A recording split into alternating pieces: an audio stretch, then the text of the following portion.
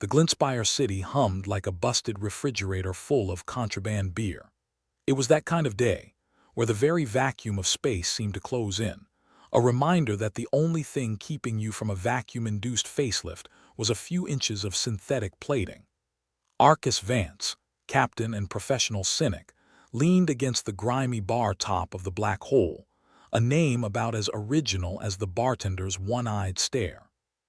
"Another day in paradise," Vance muttered, tossing back a shot of something that tasted suspiciously like engine coolant. Whatever it was, it had enough kick to power a cruiser. "You call this paradise, Vance? You must be on some other kind of juice," replied Grex, his engineer, a wiry man with more grease than hair and the social grace of a malfunctioning droid. He sat opposite Vance, fiddling with a half-broken communicator that had seen better days, much like Vance himself. "It's all about perspective, Grex. From where I'm sitting, anything beats the vacuum of space. Or my ex's cooking," Vance added, his lips curling into a smirk. Grex snorted. "Didn't realize you had an ex who could cook." "Touché," Vance replied. Truth was, his personal life was as much a wreck as the ship he captained, aptly named the Disappointment. Although, if you asked him, it was more of a running joke than anything else.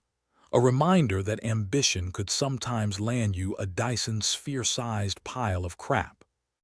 Just then the door creaked open, letting in a blast of light and a silhouette that screamed mysterious client.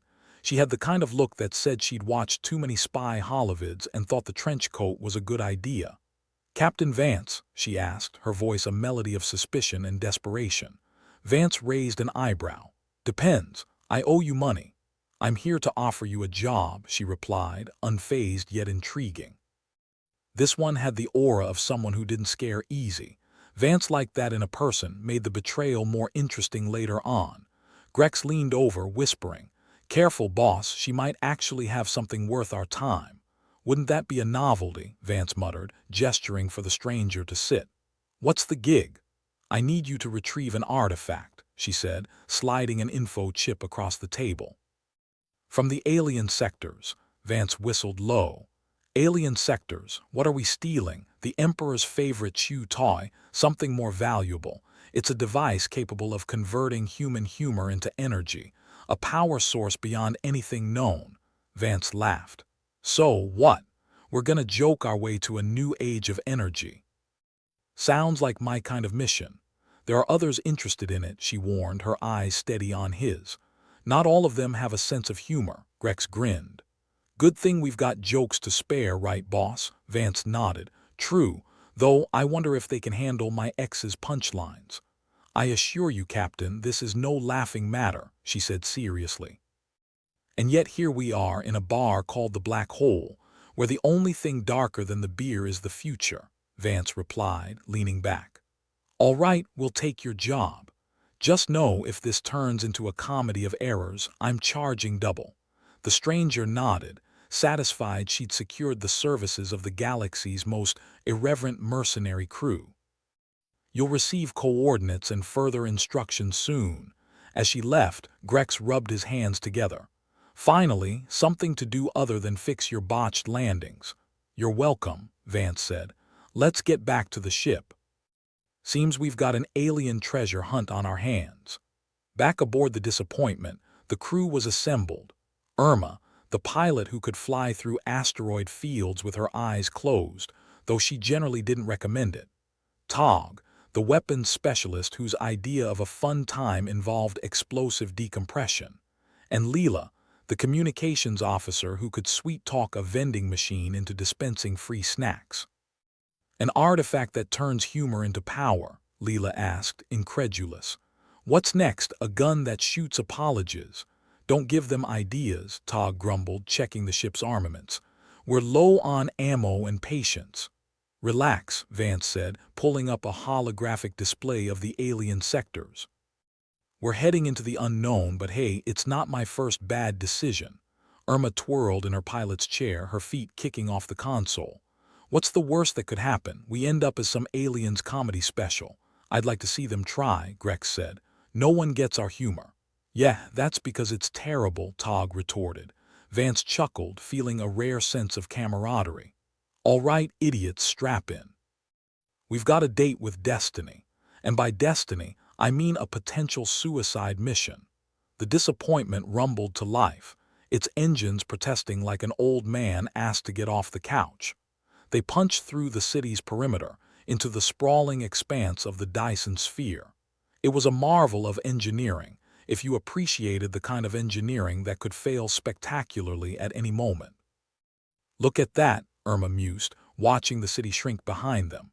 "All that space and we're still cramped like sardines." "Space is vast," Vance replied, "which makes it the perfect place for a bunch of cowards to hide." Their journey to the alien sectors was surprisingly uneventful. No pirates, no sudden anomalies ready to swallow them whole, just the steady hum of the engines and the occasional beep from a console. "I can't decide if this calm is good or bad," Leela said, her fingers tapping a rhythm on her console. "Probably both," Vance replied. "But let's assume the universe is just lulling us into a false sense of security." "I love it when you're optimistic," Grex muttered, rolling his eyes. Finally, they arrived at the coordinates given by the client. The alien sector loomed, a patchwork of colors and structures that defied human logic. It was like someone had taken a child's toy chest and dumped it in space. "Welcome to the funhouse," Irma said, her tone dry as sand. "Looks like we're the punchline," Vance replied, setting the ship down on a nearby platform. They disembarked, greeted by an atmosphere thick with tension and the smell of something burnt. Probably the alien equivalent of street food. "All right, keep your wits about you," Vance instructed. "And whatever you do, don't laugh. We don't know who's listening." Their footsteps echoed ominously as they ventured deeper into the sector. It wasn't long before they were intercepted by a group of aliens, their appearances as varied as their intentions were unclear.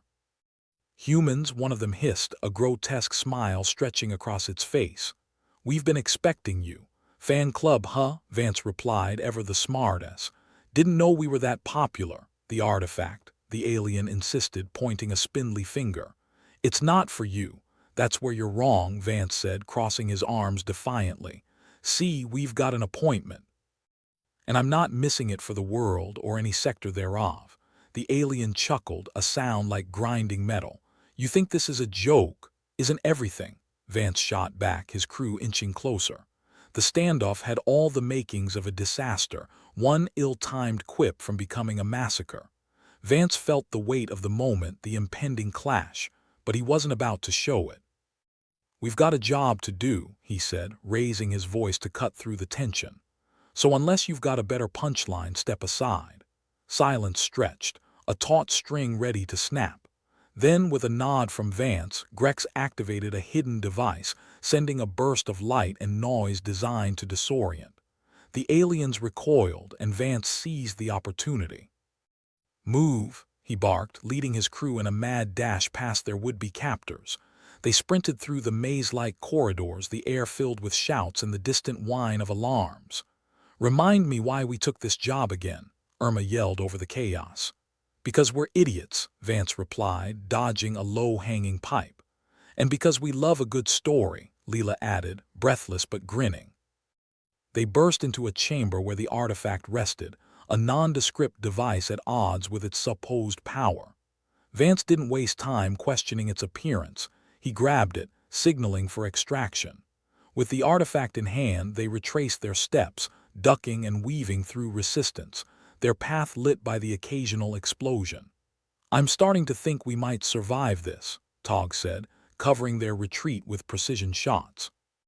"Don't jinx it," Grex warned, ushering everyone aboard the disappointment. As they launched, the alien sector diminished, a chaotic blur in their wake. Vance slumped into his chair, letting out a breath he didn't realize he'd been holding. "Next time," he said, a weary smile playing on his lips, "we steal something less controversial. Like a library card." Laughter erupted around the cabin, a balm against the adrenaline high of near disaster. They didn't know it yet, but their discovery was just the beginning. The universe had a way of turning the mundane into madness, and for Arcus Vance and his crew, things were about to get a whole lot more interesting. The alien city sprawled out before them like a child's nightmare brought to life. It was a mess of angles and colors that shouldn't coexist without tearing the fabric of reality apart. The kind of place that made you question whether the architect had been on something stronger than caffeine when they drew up the plans. "Looks like Picasso had a bad day," Grex commented as he adjusted his half-broken communicator, which was more static than signal at this point. Irma shrugged, her eyes flitting over the bizarre structures. "I've seen worse. Remember that time on Gorlax 5, the planet where every building looked like it was melting? This is almost quaint." "Quaint," Vance echoed, flashing her a sardonic grin. "Like a quaint little black hole in the middle of your living room." The crew moved cautiously through the city's labyrinthine layout, each step a reminder that things could go south faster than a politician's promises. The place was teeming with aliens, most of them Zenthari, a race with the collective personality of a tax audit. The Zenthari had about as much humor as a funeral procession, which made their interest in the artifact particularly unsettling. "Keep your eyes peeled," Vance said, scanning the crowd. "And for the love of cosmic sanity, don't make eye contact unless you want an existential lecture on the futility of the universe." Grex snorted. "Sounds like a real party." "Speaking of parties," Leela said, gesturing to a group of Zenthari who seemed to be watching them a little too closely, "I think we've attracted some uninvited guests." "Fan club's already forming," Tog grumbled, his hand twitching towards his sidearm. "Wonderful." Vance waved them down a side alley, the shadows swallowing them as the Zenthari began to close in. "No point in a standoff just yet. Let's see if they've got the patience of a saint or the brains of a toddler." As they navigated the back streets, the Zenthari followed with all the subtlety of a marching band in a library. The air hummed with tension, a palpable force that threatened to snap at the slightest provocation. "Feels like they might try to hug us to death," Irma said, her voice dripping with sarcasm. "Yeah, problem is their hugs come with a side of disintegration," Vance replied, scanning for another route. But the Zenthari weren't the type to be easily shaken off. As the crew rounded another corner, they found themselves face to face with a blockade of grim-faced aliens, all decked out in the latest in menacing fashion. "Humans," one of them said, the word dripping with disdain. "You shouldn't have come here." "Well, we heard the local cuisine was to die for," Vance shot back, his voice never wavering from its casual tone. The alien leader stepped forward, about as intimidating as a sentient blender. "The artifact is not for your kind. It poses a threat." "Your face poses a threat," Tog muttered under his breath, earning a smirk from Grex. "Look, we don't want any trouble," Vance continued, holding up his hands in mock surrender. "We're just here to grab our thing and go. No harm, no foul." "Your kind brings harm by existing," the alien retorted, a hint of zealotry in its eyes. "And you bring boredom by talking," Vance replied, his patience wearing thin. "We don't have time for this." The Zenthari leader raised a weapon that looked suspiciously like a bad idea and aimed it at Vance. "Leave now or be destroyed." "Guess we're done talking," Vance said, reaching into his jacket. Grex, ever the opportunist, had been fiddling with the artifact, trying to unlock its secrets. The device suddenly emitted a low hum, a sound that was both soothing and ominous, like a lullaby for the damned. The alien leader hesitated, glancing at the device with something akin to fear. "What have you done?" "No idea," Grex replied, his grin wide enough to split his face. "But I think we're about to find out." The artifact pulsed, a ripple of energy spreading through the air. It was subtle at first, a tingling sensation on the skin. Then came the laughter, an uncontrollable, infectious force that rolled through the crowd like a wave. The Zenthari, known for their stoic nature, were caught off guard. Their expressions twisted from confusion to hilarity, their stern faces cracking into fits of uncontrollable laughter. It was the kind of laughter that left you breathless, clutching your sides and wondering if dying from laughter was actually a thing. "Well," Vance said, watching the chaos unfold, "at least it's working." The crew took advantage of the distraction, slipping past the incapacitated aliens whose laughter bordered on hysterical. It was a bizarre sight, these serious beings reduced to tear-streaked laughter, their weapons dropping forgotten to the ground. "Who knew our secret weapon was a good punchline?" Irma remarked, her voice tinted with disbelief. "They always say laughter is the best medicine," Leela chimed in, ducking under a thrashing arm. "Yeah, unless you're allergic to mirth," Tog grunted, his focus on their escape. As they made their way back to the disappointment, the artifact continued to hum, sending out waves of mirth that left the alien technology in disarray. Consoles sparked, lights flickered, and the previously efficient systems now sputtered like a drunk at last call.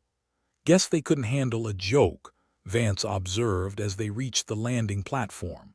"Seems their tech was as humorless as they were," Grex added, patting the artifact like a beloved pet. They piled into the ship, the engines roaring to life with a level of enthusiasm usually reserved for getting off a doomed planet. "Tog, get us out of here," Vance ordered, strapping himself in. "With pleasure," Tog replied, his hands gliding over the controls. The disappointment lifted off, leaving the chaos of the alien city behind. As they ascended, the laughter faded, leaving a silence that was almost as unsettling as the cacophony had been. "Well, that was something," Irma said, steering them clear of the alien airspace. "Yeah, we'll have to remember that next time we're up against a humorless adversary," Leela replied, her expression a mix of relief and exhaustion. Vance leaned back, rubbing his temples. "Let's hope there isn't a next time," Grex chuckled. "You know there will be." "Yeah," Vance sighed, "but a man can dream, can't he?" As they settled into the familiar hum of space travel, the weight of their discovery began to sink in. The artifact was more than just a punchline. It was a weapon, a source of power unlike anything they'd encountered before. "We need to figure out what this thing really does," Vance said, his voice serious despite the lingering humor. "One thing's for sure," Grex replied, "it's going to change everything. And probably not for the better," Tog added, ever the pessimist. "Well, at least we've got a head start," Irma noted, her eyes on the stars beyond. "Yeah," Vance agreed, a small smile tugging at his lips. "And for now, that's enough." The universe loomed large outside their ship, an endless expanse of unknowns. But for Arcus Vance and his crew, it was just another day at the office. And as they ventured into the void once more, they couldn't help but wonder what new cosmic joke awaited them around the next corner. "Here's hoping the universe has a sense of humor," Grex said, settling into his seat. "Or at least a good punchline," Vance replied, staring out into the darkness. Their adventure was far from over. In a galaxy where laughter was power, the punchline was yet to come. The crew of the Disappointment sat in the ship's common area, looking like a band of misfit toys that had somehow survived a hurricane. The artifact sat on the table between them, humming softly, a reminder that they'd accidentally stumbled upon something bigger than a bad hangover after a night at the black hole. "So, what now?" Grex asked, poking the artifact with a finger like a kid testing if the stove was still hot. "Do we just keep this thing until it blows us to kingdom come, or what?" "I vote for or what," Irma said, leaning back and stretching her legs across the table. "I've had enough near-death experiences for one lifetime. You signed up for this, remember?" Vance pointed out, his voice laced with just enough sarcasm to remind everyone who was in charge. "Adventure, excitement, the thrill of not knowing if you'll see tomorrow." "Yeah, right. All I remember is signing up for steady pay," Irma shot back, rolling her eyes. Vance chuckled.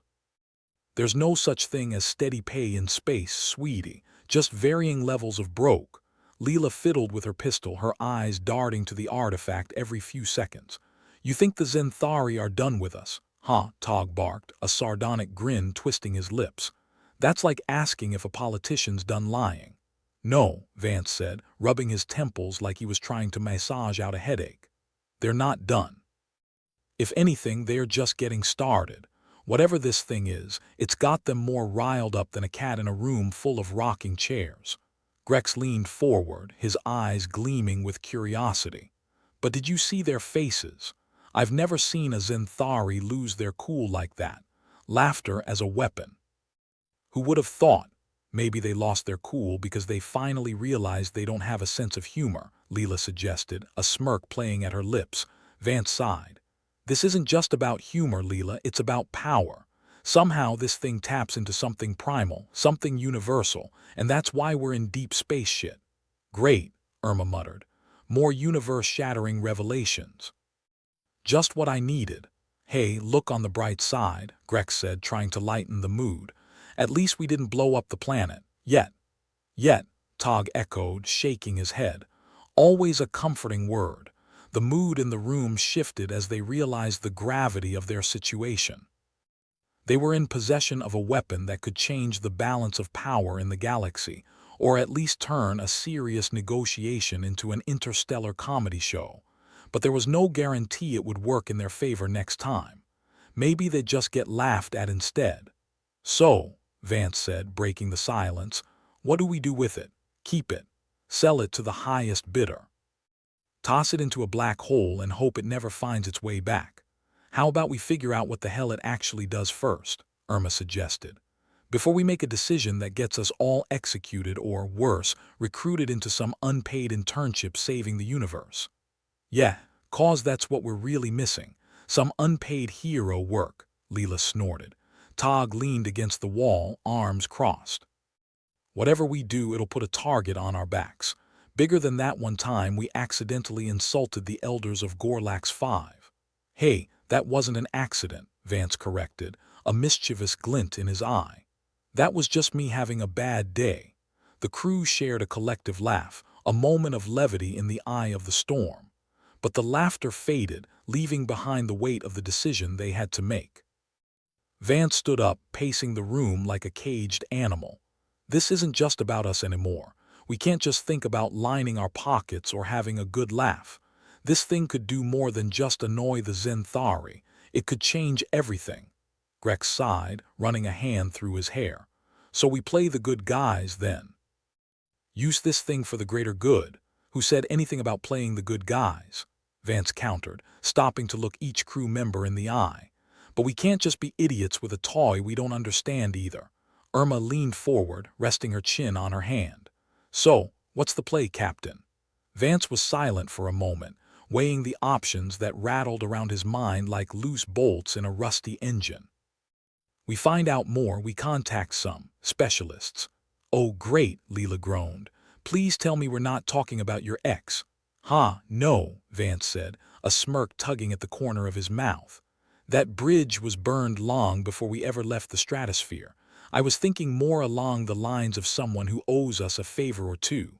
Grex raised an eyebrow. You mean that scientist we picked up from that god-forsaken moon? What was his name again? Dr. Skelter, Tog supplied, his voice dripping with disdain. The one who thought eating sentient fungus was a good idea.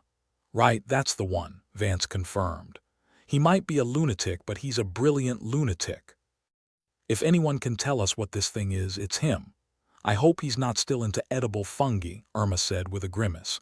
Well, if he is, at least we can leave the artifact with him, Vance quipped. Win-win. Leela shook her head. Just when I thought this job couldn't get any crazier. Oh, it can always get crazier, Vance assured her, chuckling. That's the beauty of it. You never know if you're going to die laughing or just die. Comforting, Grex muttered. The crew was silent as they contemplated their next move. They were in over their heads, that much was clear. But they weren't the kind to back down from a challenge, no matter how insane it might be. Set a course for Draxus 9, Vance ordered, his tone all business. Let's see if we can't get Dr. Skelter to spill a few beans. Tog nodded, heading off to the cockpit. You got it, Captain. Just don't blame me if he tries to sell us on the benefits of psychedelic plants again. I'll bring my earplugs, Vance replied, earning a few chuckles from the crew. As they prepared for departure, the mood in the ship lightened. Despite the danger, despite the uncertainty, they were a team. A dysfunctional, sarcastic, slightly insane team, but a team nonetheless. The disappointment hummed to life, engines roaring as they left the alien city behind. The universe outside was vast and unpredictable, but within the confines of their ship, they found a strange comfort. Vance sat back in his chair, watching the stars blur into streaks of light as they jumped into hyperspace. You know, he mused, maybe this thing isn't just a weapon, maybe it's a reminder. A reminder of what? Leela asked, leaning against the wall. That sometimes the universe needs a good laugh, Vance said, a small smile playing on his lips. And if we can provide that, maybe we're not as useless as we think. Grex snorted. Or maybe we're just the universe's biggest joke. Yeah, but at least we're a funny one, Irma interjected, a grin spreading across her face. As the crew settled in for the journey, they couldn't shake the feeling that they were on the brink of something monumental. Whether it was a new beginning or a spectacular end remained to be seen. But if they were going to go down, they'd go down laughing. After all, in a universe as grim as theirs, finding humor in the chaos was the only way to stay sane. As the stars streaked by, Vance closed his eyes, letting the gentle hum of the ship lull him into a restless sleep. The future was uncertain, the path uncharted, but for now they had each other. And sometimes that was enough. The disappointment hummed through hyperspace, a tin can rattling against the vastness of the universe. Captain Arcus Vance leaned back in his chair, eyes closed, fingers tapping a nonsensical beat against the armrest. The gentle vibration of the ship was a lullaby he knew all too well. That, and the ever-present hum of catastrophe knocking politely at the door. "Almost there," Tog announced from the cockpit, his voice like gravel in a blender. "The Dyson spheres coming up on scanners. Are we talking almost like almost won the lottery, or almost like almost ran out of fuel?" Grex quipped from his station, fiddling with a half-broken communicator that served more as a glorified paperweight. "More like almost as in almost had a decent meal," Tog replied, glancing over his shoulder with a crooked grin. "Well, aren't we a merry bunch?" Irma chimed in, her own voice carrying the tired weight of someone who had never signed up for this many near-death experiences. "Just remember, if we get blown to bits, I'm blaming you, Vance." "Why not?" Vance said with a shrug, eyes still closed. "Everyone else does." Leela slid into the common area, her pistol holstered but ready. "Zenthari on our tail cap. Looks like they really took offense at us borrowing their artifact." "Borrowing is such a nice way to put it," Vance muttered, finally opening his eyes. "More like liberating it from a life of boredom." "Yeah, I don't think they saw it that way," Grex pointed out, gesturing to the flashing indicators on his console.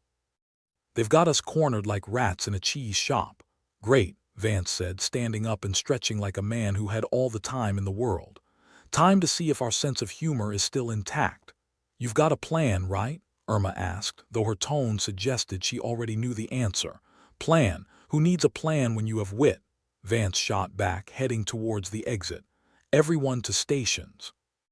We're going to give these oversized squid heads something to think about." The crew scattered, each to their own routine flurry of activity. Vance hit the intercom, his voice filling the corridors of the disappointment. "All right, everyone. Zenthari are breathing down our necks, and I don't mean in a seductive way. Time for some tactical humor. Grex, get the communicator ready to broadcast." "Broadcast what?" Grex asked, confusion mixed with a hint of excitement in his voice. "Our own personal comedy special," Vance replied, a grin spreading across his face. "If laughter is the best weapon, let's make sure they're doubled over," Leela snorted. "And if it fails, then we better hope they die laughing," Vance quipped, heading to the bridge. The Dyson sphere loomed ahead, a massive construct that looked more like a child's attempt at origami than a marvel of engineering. It was a tangled mess of corridors, spires, and pathways, a labyrinth that could make even the most daring navigator think twice. Tog guided the disappointment into the sphere's infrastructure, every creak and groan of the ship echoing against the twisted walls. "This place makes Gorlax 5 look like a vacation spot," he grumbled. "Just keep her steady," Vance instructed, keeping his eyes on the scanner. "We're going to weave through here like a drunk trying to find the bathroom." "You mean like you every Saturday night?" Tog shot back. "Exactly," Vance said, not missing a beat. but with fewer apologies and more explosions. As they dived deeper into the Dyson sphere, the Zenthari ships followed, their sleek, ominous forms cutting through the chaos like sharks in a feeding frenzy. Vance watched as the distance closed, his mind racing with possibilities. "Grex, how's our broadcast looking?"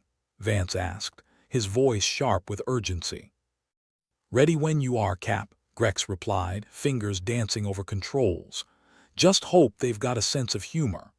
"Zenthari aren't exactly known for their comedy clubs," Irma muttered, her eyes glued to the tactical display. "Then we'll give them an education," Vance said, flipping the switch. Broadcasting now. The communicator crackled to life, sending a stream of jokes, jibes, and satirical commentary through the void. Vance's voice, honed with sarcasm and wit, filled the ether with a deluge of irreverent humor. "Welcome, Zenthari guests. You're just in time for the show. I'll be your host tonight, Captain Vance. Let's start with a classic. What do you call a Zenthari who finds a sense of humor?" "A miracle," Leela snickered. "That'll go over well. You know, some see the universe as a vast expanse of possibility," Vance continued undeterred. "Me, I see it as a collection of missed opportunities and cosmic letdowns. Kind of like your aim, huh?"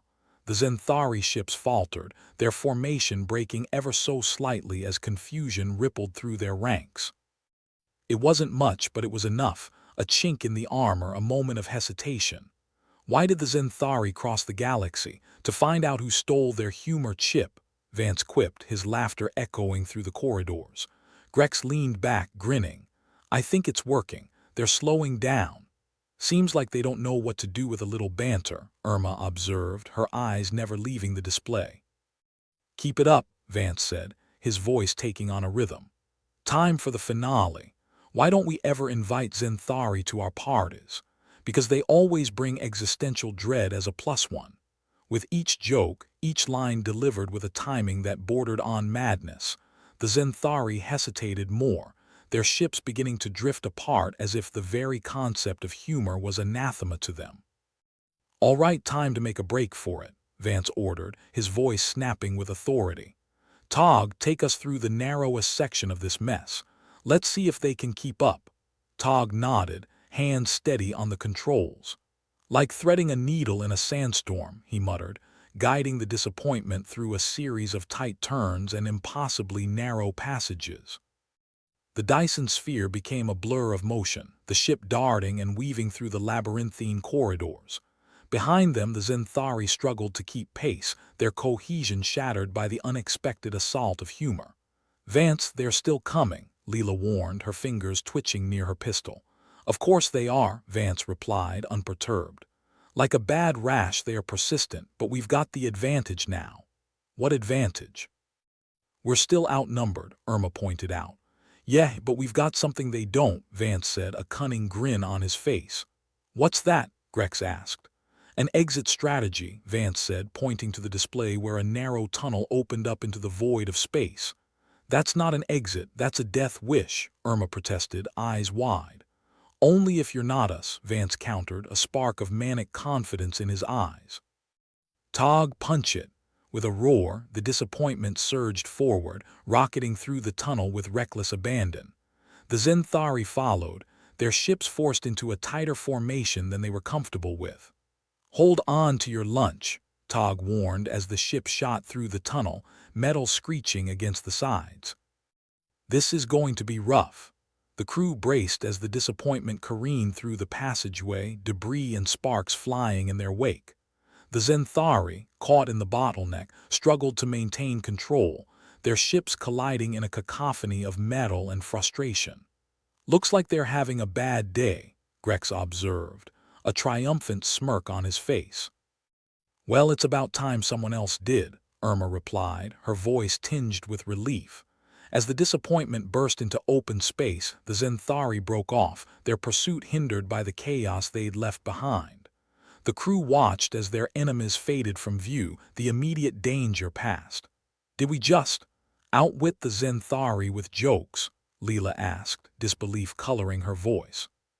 "Seems like it," Vance said, leaning back with a satisfied sigh. "Guess they weren't ready for a little dark humor. or a lot, Grex amended, still riding the high of their unexpected victory. Nice work, everyone, Vance said, acknowledging the crew's effort. Now let's get the hell out of here before they regroup. The disappointment sailed away from the Dyson sphere, its engines humming with a newfound energy. The crew settled into their routines, the tension easing as they left the danger behind. Vance lingered on the bridge, watching the stars slip by. The universe remained dark and unpredictable, but for once, they'd managed to use it to their advantage. Maybe humor really is the best weapon, he mused, a smile tugging at his lips. Or maybe we're just too stubborn to know when to quit, Irma replied, joining him. Could be both, Vance conceded, content in the knowledge that they'd live to fight another day. As the disappointment continued its journey, the crew shared a moment of camaraderie, bound by the absurdity of their existence. They might be misfits, renegades against a galaxy that seemed determined to break them, but they were alive, and that for now was enough. The disappointment drifted through the void of space, a metal husk clinging to life as its engine sputtered in a rhythm reminiscent of Vance's hangover headaches. The stars outside twinkled indifferently, mocking them with their billions of years of carefree existence. Meanwhile, inside the ship, the crew was teetering on the brink of mutiny, or maybe just a well-earned group therapy session. Arcus Vance slouched in the captain's chair, nursing a cup of what pretended to be coffee. The stuff tasted like burnt dreams and despair, which was fitting since that's what the disappointment ran on these days. He glanced at the crew, each member absorbed in their own brand of existential dread. They were a family, in the way that dysfunctional could be considered charming if you squinted hard enough.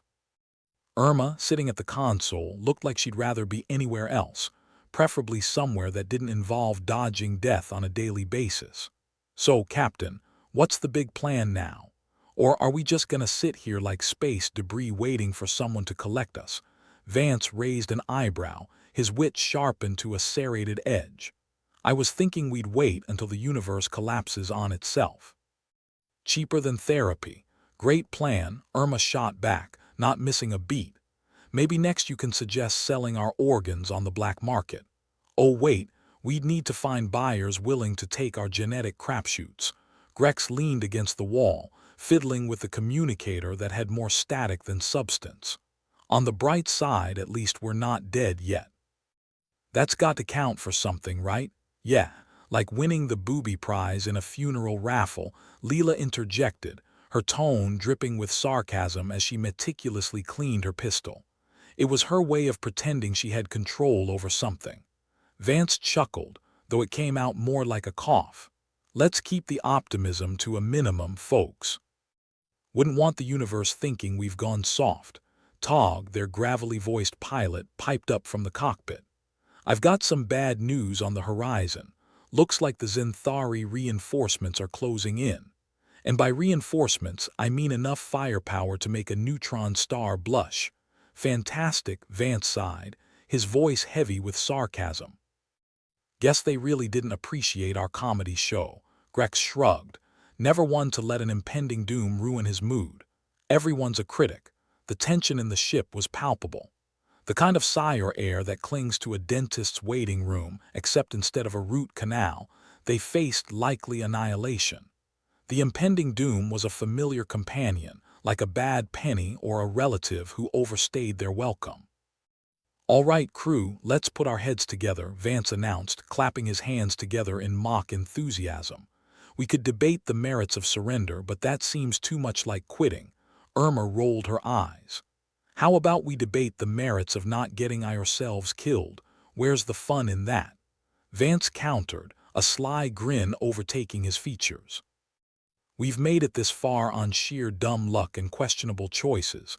Let's not ruin our streak, or our reputations as the galaxy's most stubborn idiots, Leela added, her voice laced with gallows humor. Exactly, Vance said, pointing a finger gun at her in mock approval. Now, anyone got an idea that doesn't involve us becoming cosmic debris? Silence. The kind of silence that happens when no one wants to admit they are out of ideas. The crew's resolve was as thin as the atmosphere outside, and morale was starting to nosedive faster than their last landing attempt. We could try to outmaneuver them again, Tog suggested, though his voice lacked conviction. Because that worked so well last time, Irma snapped, her patience wearing thin. Oh, I don't know. Maybe we could throw them a surprise party, Grex joked. You know, the kind that involves explosives and a lot of running away. Vance chuckled darkly. Explosives as party favors. Now there's a thought. The crew bantered back and forth, each suggestion more desperate than the last. The Zenthari were closing in, and their options were narrowing like the walls of a trash compactor. If they didn't come up with something soon, humor wouldn't save them a second time. Maybe we should just accept our fate, Irma muttered, her voice tinged with resignation. Vance shot her a sharp look. We don't do acceptance here, Irma.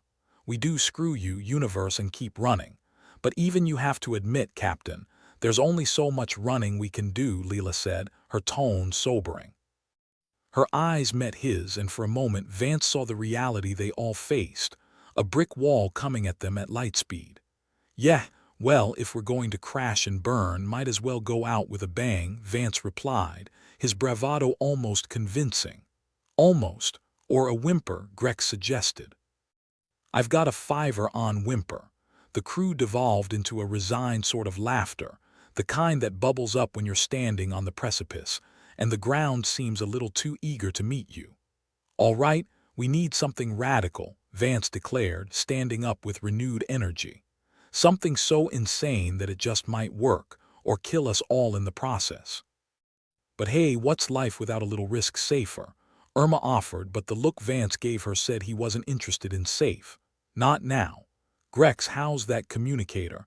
Vance asked, the gears in his mind turning. About as reliable as a politician's promise, Grex replied, giving the device a lazy thump. Perfect. I need you to rig it to send out a wideband signal. Something strong enough to reach every crook, pirate, and bounty hunter within 100 light-years. Grex raised an eyebrow, intrigued. Calling in a favor, Cap, let's just say I'm putting out a party invitation, Vance said, his grin almost wolfish. A party invitation? Leela asked, intrigued despite herself. Yeah, and the theme is Shoot the Zenthari. The crew exchanged glances, the seed of a plan taking root. It was reckless, bordering on suicidal, but at this point, sanity was a luxury they couldn't afford. All right, let's do it, Tog said, the fire in his eyes rekindled. Worst case, we go out with a hell of a fireworks show. Best case, we actually make it out alive, Irma added, her voice tinged with hope she didn't quite feel. Exactly, Vance agreed, his confidence infectious. Prepare the ship for a fight and get that signal ready, Grex. We've got a party to crash. The crew moved with purpose, the weight of desperation lifting as they clung to this last-ditch gambit. Vance sat back down, surveying his team. They were a ragtag bunch, duct-taped together with cynicism and sheer bloody-mindedness.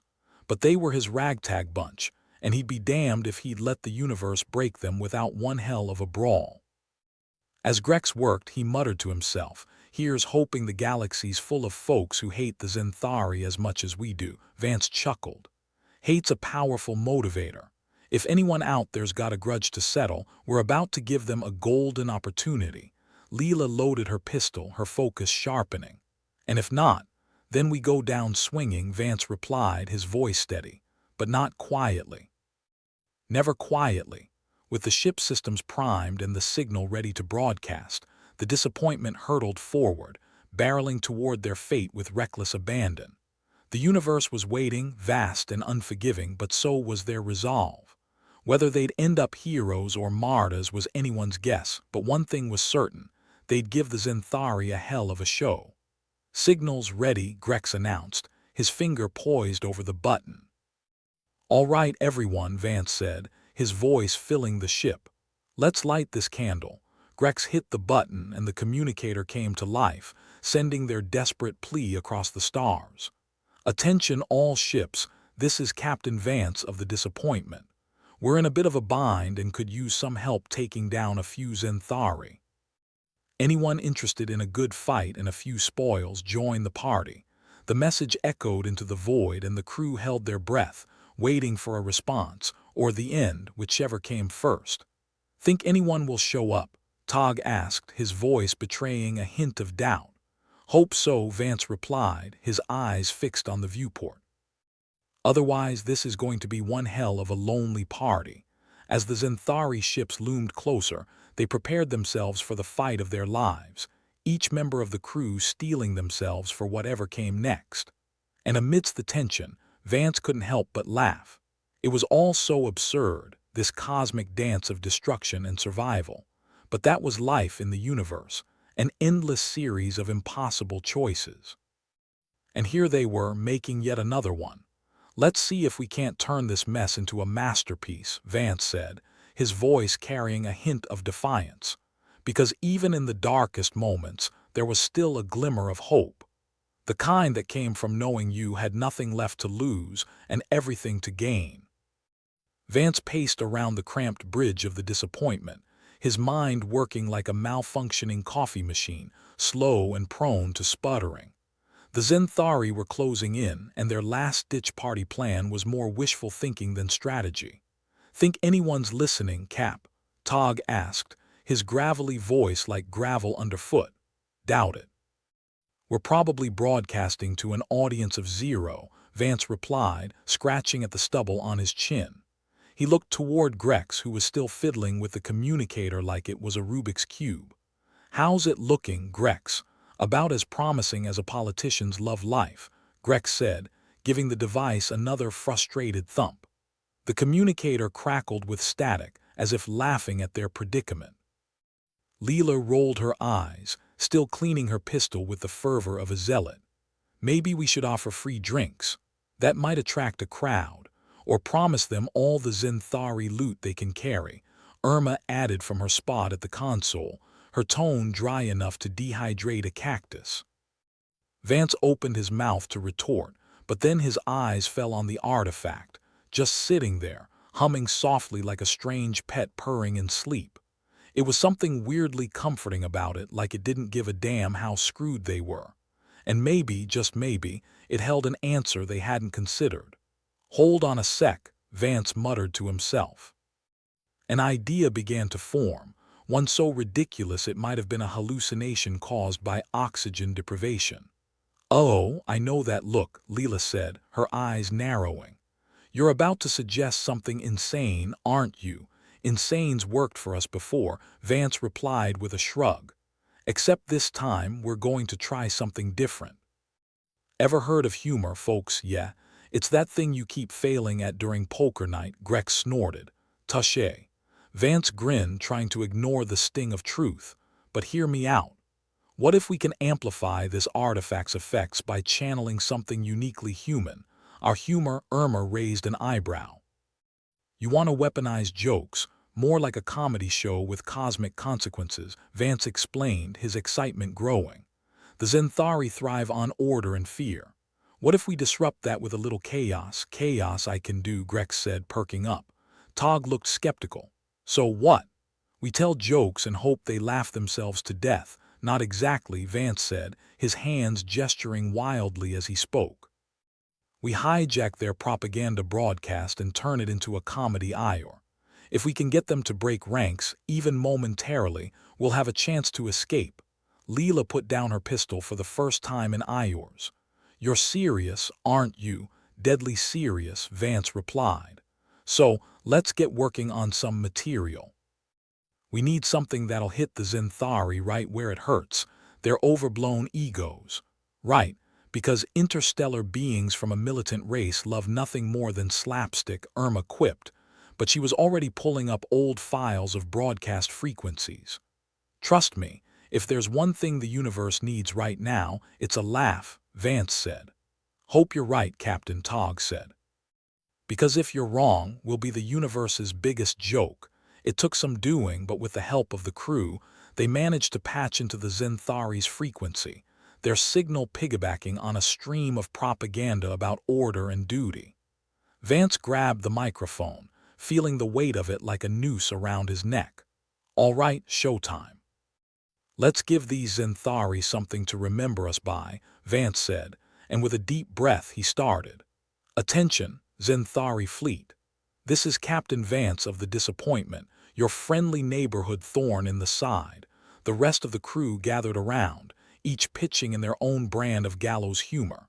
Did you hear the one about the Zenthari who walked into a bar? Neither did I, because they lacked the imagination, Grex chimed in, drawing a round of chuckles. Tog leaned into the microphone, his gravelly voice carrying an unexpected charm. Knock, knock. Who's there? A gaping hole in your defenses, that's who. Leela took her turn, her voice dripping with sarcasm. Why did the Zenthari cross the galaxy? Because their mother told them they had to take over on their way to visit Grandma. Even Irma joined in, her usual cynicism finding a new outlet. How many Zenthari does it take to change a light bulb? None. They just declare darkness a new form of order. The bridge filled with laughter, each joke a little more ludicrous than the last. And against all odds, the artifact began to glow, its hum intensifying with each burst of laughter. Vance could feel it, a ripple in the fabric of their reality, like a stone thrown into a still pond. Keep it up, Vance urged, his voice ringing with unexpected hope. We're onto something here. The broadcast carried on, a cavalcade of jokes and jibes that should have been doomed to failure but were instead becoming something new. As the jokes reached a fever pitch, the Zenthari transmission started to garble, their stern announcements turning into confused gibberish. Looks like their circuits can't handle a little humor, Tog said with a smirk. Or maybe they're just not used to hearing the truth, Vance added, his heart racing with the thrill of it all. They watched as the Zenthari formation started to waver on the scanner, ships hesitating in their pursuit, their tight formations loosening like a knot coming undone. The crew's laughter was more than infectious, it was effective. Is this actually working? Leela asked, disbelief coloring her voice. Looks like it, Irma confirmed, her eyes wide with astonishment. We're making them break ranks. The joke's on them, literally, Grex said, a wicked grin splitting his face. Vance could barely contain his laughter as he delivered the final line. And remember, folks, we're here all week. Try the veal. With a deft flick of a switch, Vance cut the transmission, the artifact's glow dying down, leaving behind a sense of accomplishment and a faint scent of burnt circuits. So what now, fearless leader? Leela asked, leaning back with a satisfied sigh. Now we take advantage of the chaos, Vance replied, feeling more alive than he had in days. Tog, plot us a course through their lines. Roger that, Cap, Tog said, his hands moving over the controls. Let's show these Zenthari what the disappointment can really do. They moved with renewed purpose, the ship responding to their commands with a grace it had never shown before. Maybe it was the artifact. Maybe it was the collective power of their laughter echoing through the hull. Whatever it was, the disappointment surged forward, a mismatched bullet recklessly cutting through the stars. As they dodged and weaved through the Zenthari ships, Vance found himself marveling at the madness of it all. Here they were, a bunch of misfits and outsiders, taking on one of the galaxy's most formidable forces with nothing but wit and a half-broken communicator.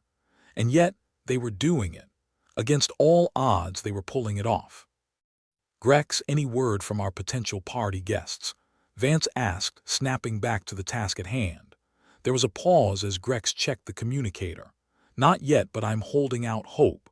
The galaxy loves an underdog, yeah, and we're the mangiest ones around, Leela said with a wry grin. As the disappointment shot forward, leaving the disrupted Zenthari fleet in its wake, Vance allowed himself a moment of reflection. They'd done the impossible, if only for a moment, and that was something to be proud of.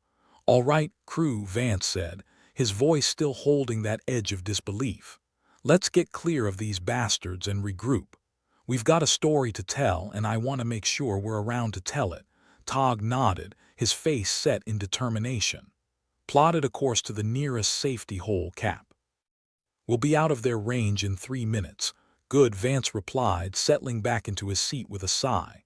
And when we get there, remind me to buy everyone a drink. We've earned it, just one. Grex asked, feigning offense. "All right, too," Vance compromised, grinning despite himself. "But don't push it," the crew laughed, the tension of the previous Iors finally breaking like a dam under the weight of their improbable triumph. They had survived another day, defied the odds, and maybe, just maybe, left a little chaos in their wake, enough to keep the Zenthari off their backs for a while. As they sped away from the scene of their impromptu stand-up show, Vance couldn't help but think that maybe, just maybe, there was something to this humor thing. It had bought them time, and time was the universe's most valuable currency. "Here's to the next insane plan," Leela said, raising an imaginary glass. "I'll drink to that," Vance replied, feeling lighter than he had in ages. With the disappointment's engines humming along and the artifact's strange glow now a comforting presence, they moved toward whatever chaos awaited them next. Because if there was one thing Arcus Vance and his crew had learned, it was that life in the universe was nothing if not unpredictable. And sometimes, those unpredictable moments were the only reason to keep going. As they sailed through the stars, Vance found himself wondering what new adventures lay ahead, what new insane plans they might concoct, and whether or not they'd ever manage to find a proper steady paycheck. But for now, those were worries for another day. Because today, they'd survived, and in this fickle galaxy, that was more than enough reason to laugh. The stars blurred past as the disappointment hurtled through space, its engines humming like a caffeine-addled wasp. Vance sat in the captain's chair, feeling more like a ringmaster in a circus of chaos than the leader of this merry band of hooligans. But hell, if comedy could bring down the Zenthari, maybe this circus had a shot. Irma was hunched over the console, eyes flicking between screens. She looked like she was trying to solve a Rubik's Cube blindfolded and drunk. "The Zenthari are still biting each other's heads off, Cap," she said, lips twitching with a hint of a smirk. "Your show's a hit." "Pity their terrible critics." "Well, we always knew their taste was in their aft ends," Vance replied, leaning back with a grin that felt almost genuine. Grex was still fiddling with the communicator, his fingers flying over the wires like a pianist on a bender.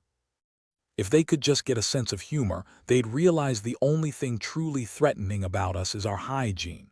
"Speak for yourself," Leela chimed in, polishing her pistol with a cloth that had seen better centuries. "Some of us still care about our public image." "Your public image being shoot first, ask questions never," Tog interjected, not bothering to look up from the navigation controls. His gravelly voice carried through the bridge like the last call at a seedy bar. "Better than punchline to every alien's joke," Leela shot back, her smile a razor blade wrapped in silk. Vance clapped his hands, bringing their attention back. "All right, kids, let's keep our eyes on the prize. We've got Zenthari defenses unraveling faster than a cheap sweater. Now's the time to do what we do best. Run," Grex suggested, eyebrows raised as if they'd need a crowbar to come back down. "Improvise," Vance corrected, though run wasn't too far off the mark. "We've been given an opening, so let's exploit it before they realize the joke's on them." The artifact sat in the center of the bridge, its soft hum now a familiar melody to their unconventional symphony. It glowed with an intensity that suggested it was charging up for something big, maybe the cosmic equivalent of a punchline. Whatever it was, Vance hoped it would be enough to see them through the next act of this ridiculous performance. As if sensing his thoughts, the mysterious client stepped forward, shedding the shadows like a snake slithering from an old skin. Her trench coat flared out dramatically, an accessory that screamed, "I have secrets," louder than a gossip at a backyard barbecue. "Captain Vance," she said, her voice smooth as a command's promise. "I believe it's time to reveal what you're truly capable of." No one said anything, but the silence was as loud as a scream in a library. Finally, Vance broke it with his usual flair for the dramatic. "And would you care to share the punchline, or are we supposed to wing it?" "The artifact," she continued, ignoring his sarcasm like a pro. "It's not just a weapon, it's a catalyst." "Great," Grex muttered, because what we needed was more vague nonsense. Vance held up a hand. "Catalyst for what, exactly?" And before you say human potential, remember we're already running on fumes in that department. The client smiled, though it was more snake than human. For humor, for creativity, for everything that makes humanity unpredictable. It amplifies it to create an effect that even the Zenthari cannot withstand. Tog frowned, the expression creasing his face into a roadmap of skepticism. So we're supposed to believe this thing turns jokes into weapons. Essentially, she replied. Her tone was earnest enough to feel out of place among the usual cynicism. Vance considered this, rubbing his chin thoughtfully. So we tell a bad joke and blow them to kingdom come? Not exactly, she said, shaking her head. The artifact works by spreading chaos through creativity. You've already seen it in action. You just need to push it to its peak. Sounds like a plan, Leela said, cocking her pistol with a click that echoed through the bridge. As long as it ends with a bang. Vance nodded, a wild gleam in his eye that suggested he was game for this insane gamble. Then let's give them an encore they won't forget. The crew jumped into action, each moving with the precision of a well-oiled machine that had seen more than its share of rust and duct tape. Irma started scanning the Zenthari communications for any sign of a crack in their armor, while Grex continued to fine-tune the communicator, muttering under his breath like a wizard casting a particularly complicated spell. Tog shifted the ship's position, aligning them for a strike that would make even the most daring gambler wince. Coordinates set, Cap. We're ready to roll the dice. Vance took a deep breath, feeling the weight of the moment settle over him like an old, heavy coat. This was it, the final act, and like any good show, it needed a hell of a curtain call. All right, folks, let's give them the full comedy special, Vance said, his voice carrying the kind of confidence that came from being utterly terrified but refusing to show it. Grex, hit them with our greatest hits. With a nod, Grex activated the communicator, their jerry-rigged transmission cutting through the void like a knife through gelatinous alien dessert. Hey there, Zenthari fleet, Vance began, his voice as smooth as a politician's handshake. We thought you might need a little break from all that stern order and duty, so here's a little something to tickle those non-existent funny bones. Irma punched a button, and the ship's speakers erupted with a cacophony of jokes that would make any self-respecting dad proud. Why don't Zenthari use elevators? Leela quipped, her voice sugary with sarcasm, because they'd never be able to handle the ups and downs. How many Zenthari does it take to screw in a light bulb? Tog followed up, voice dripping with gravel. None. They just declare the darkness a strategic advantage. The artifact flared to life, its glow intensifying until it bathed the bridge in a light that was both comforting and unsettling. It hummed with a new kind of energy, one that seemed to pulse with every burst of laughter, every sarcastic quip. Out in space, the Zenthari ships hesitated, their once rigid formations faltering like a drunk at a wedding. Vance watched the scanner, his heart pounding a rhythm that reminded him he was still alive, still here, still fighting. Keep it going, guys, Vance urged, his voice steady despite the chaos. We're cracking them open like an egg at breakfast. Grex took his turn at the mic, his grin audible even through the crackling transmission. Did you hear about the Zenthari who tried to think outside the box? They got lost and ended up back inside. The laughter was infectious, spreading through the crew like a virus, each joke fueling the artifact's glow. The Zenthari defenses wavered, their communications descending into static-filled chaos. Looks like they're having a bit of a meltdown, Irma noted, her fingers dancing over the controls. Vance felt a surge of triumph, a thrill of victory that was as sweet as it was unexpected. They were doing it. Against all odds, they were bringing down the mighty Zenthari with nothing but humor and a half-broken piece of technology. All right, let's wrap this up with a bow, Vance said, his voice carrying the weight of a man who knew he was bluffing but was too stubborn to fold. Grex, give them the grand finale. With a flourish, Grex unleashed the final volley of jokes, each one sharper and more ridiculous than the last.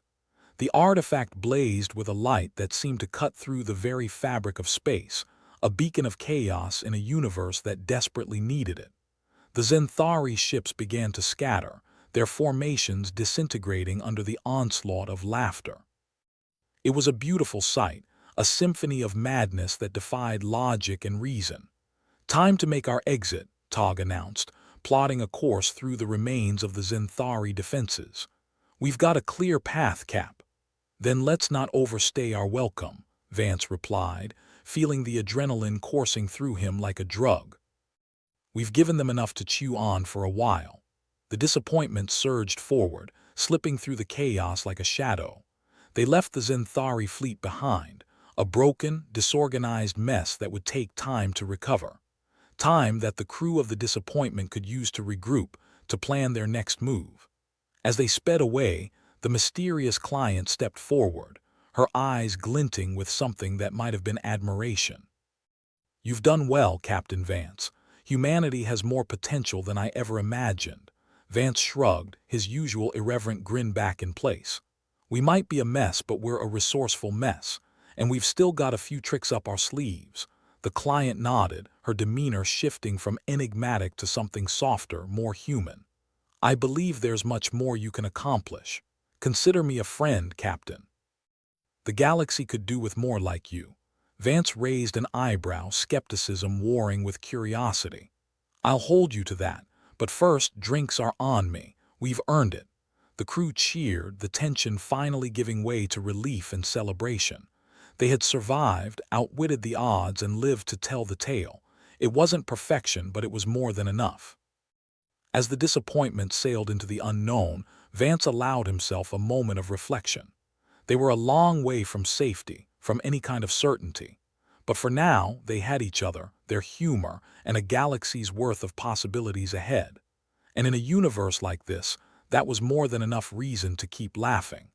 The Disappointment coasted through space, its engines humming a tune only a mechanic could appreciate. Inside, the crew was basking in the afterglow of their unexpected triumph. Leela was busy trying to find the least sticky chair to sit in.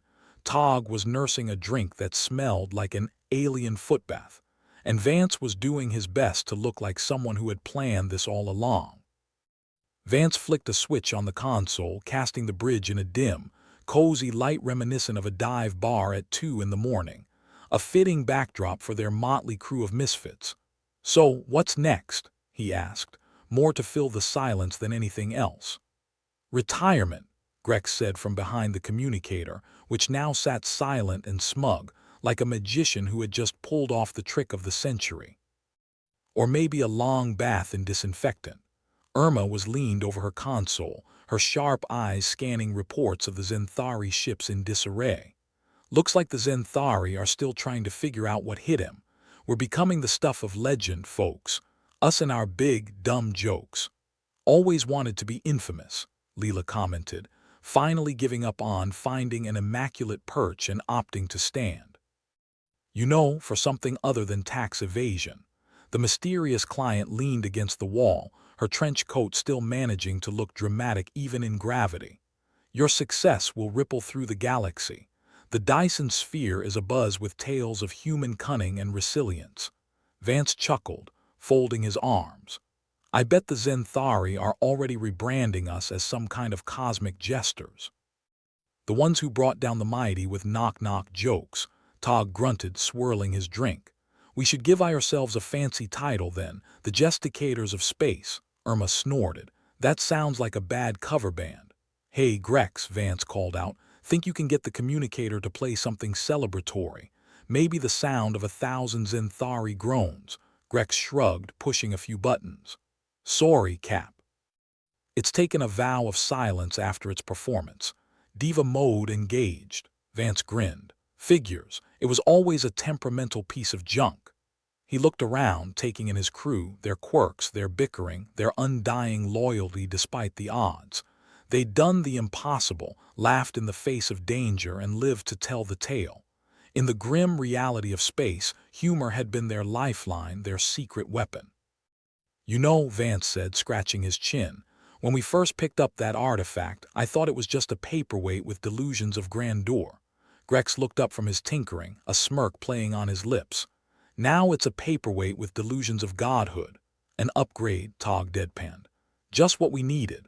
Irma leaned back, feet propped up, exuding the calm of someone who'd just seen the universe blink first. The Dyson spheres got to be buzzing with rumors about us now. I bet the Zenthari are hosting a symposium on how to avoid being punchlines. The galaxy's funniest home videos, Leela quipped. We should send them the footage. Vance shook his head, a wry grin stretching his lips. We should charge them by the punchline. Make something off this cosmic comedy show. The mysterious client watched them with interest, her expression somewhere between bemusement and approval. You've shown the galaxy that humor can be as powerful as any weapon. Only when wielded by the right idiots, Irma added, raising an imaginary glass. Vance leaned back, feeling the weight of the universe lift from his shoulders, if only for a moment. We've done something big here. Not sure if it's good or bad yet, but it's definitely big. Big enough to keep our creditors at bay for a while, Tog rumbled, setting his empty glass down with a clink. Greg snorted. I don't know, I think even they have a sense of humor. Or maybe not, given how they handle interest rates. Leela crossed her arms, leaning against the console. So, what's our next move, Captain? We've got a galaxy to disappoint. Vance pretended to think, tapping his chin with deliberate theatrics. Well, I'd say we head to Glintspire City. I hear their bars have drinks that taste marginally better than recycled engine coolant. And they're not called the Black Hole for nothing, Irma chimed in with a grin.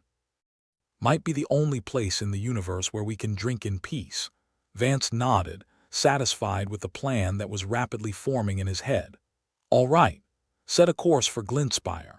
Let's see if we can blend in with the riffraff for a bit. As Tog entered the coordinates, the ship shifted, heading towards the city that hummed like a busted refrigerator full of contraband beer and possibly dreams.